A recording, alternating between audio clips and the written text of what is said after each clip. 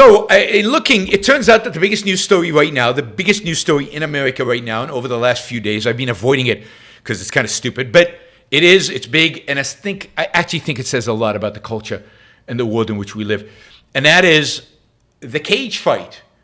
Elon has challenged Zuckerberg to a fight. Zuckerberg has accepted, and they are supposedly going to engage in a physical, I guess, no rules, whatever, cage fight with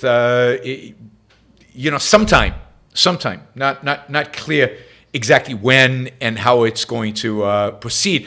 Elon Musk's mother is trying to cancel it, is trying to dissuade the parties from doing it. But Elon and Zuck keep doubling up on it and keep recommitting to actually doing it, right? And no, everybody's talking about it. Yeah, it's a joke. Really? Is it a joke? Not clear at all it's a joke. We'll see. Hopefully it's a joke. I think it would be great if it was a joke. But no, I mean, this is headlines everywhere. Both Zuckerberg and I guess Elon Musk have been training with Lex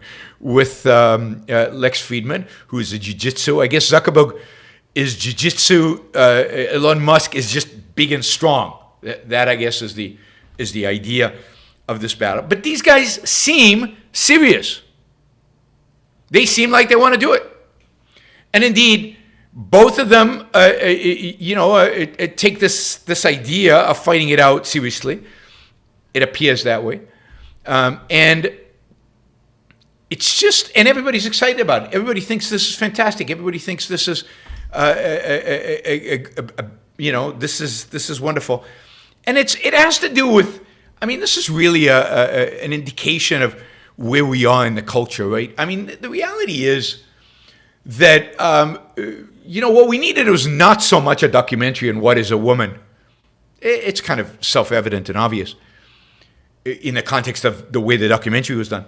What we really need is some real thought on what is a man and what is masculinity.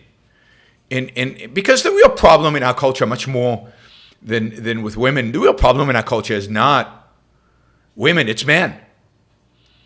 It's, on the one hand, the wimpy nature of man.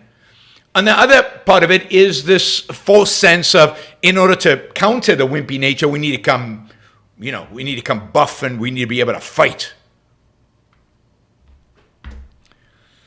Supposedly, this all started because Zuckerberg is launching a competitor to Twitter. They're going to have a Facebook Twitter thing, as if Twitter's not complicated enough, as if Twitter doesn't have enough features there already. They're going to add a Twitter-like feature to compete with Twitter. I guess Elon didn't like that. There was exchange of words, and there was a challenge to fight, and they are talking about fighting. Dana White is suggested hosting it. Now, I hope it's all a joke. Certainly, the media is not taking it as a joke. There are, significant articles all over the place about this, and it fits kind of the new persona that Elon Musk has really brought since he took over Twitter. A kind of a tough guy, CEO, takes no BS. Fires whoever needs to be fired, and talks everything up, talks, and says whatever comes to his mind.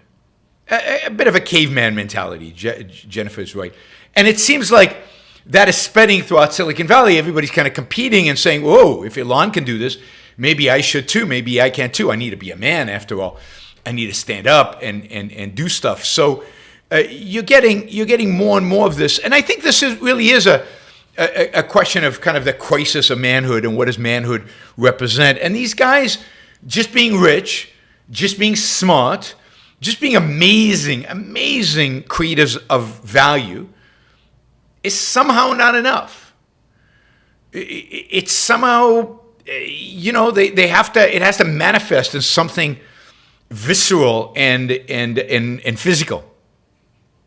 Because we live in a culture where, and sadly, we don't associate masculinity with value creation, wealth creation, great business achievements. I mean, I wish we did. I wish we did.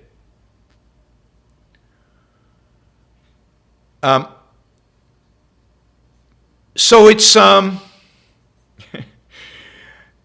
hope it doesn't happen. It's pathetic. It's ridiculous. It's an expression of weakness. It's an expression of a lack of manliness. To fight for no reason is stupid. And to degrade every issue one has to a physical confrontation is, again, weakness. Weakness. It's a diversion for everybody else, but what is it for them? And to do this in public is just like they're begging for attention, as if they don't have enough. What's the point? Thank you for listening or watching the Yaron Brook Show.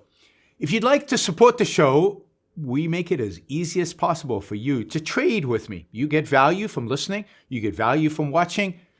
Show your appreciation. You can do that by going to yaronbrookshow.com/support, by going to Patreon, Subscribestar, Locals, and just making a appropriate contribution on any one of those channels. Also, if you'd like to see the Yaron Brook Show grow, please consider sharing our content and, of course, subscribe. Press that little bell button right down there on YouTube so that you get an announcement when we go live. And for those of you who are already subscribers and those of you who are already supporters of the show, thank you. I very much appreciate it.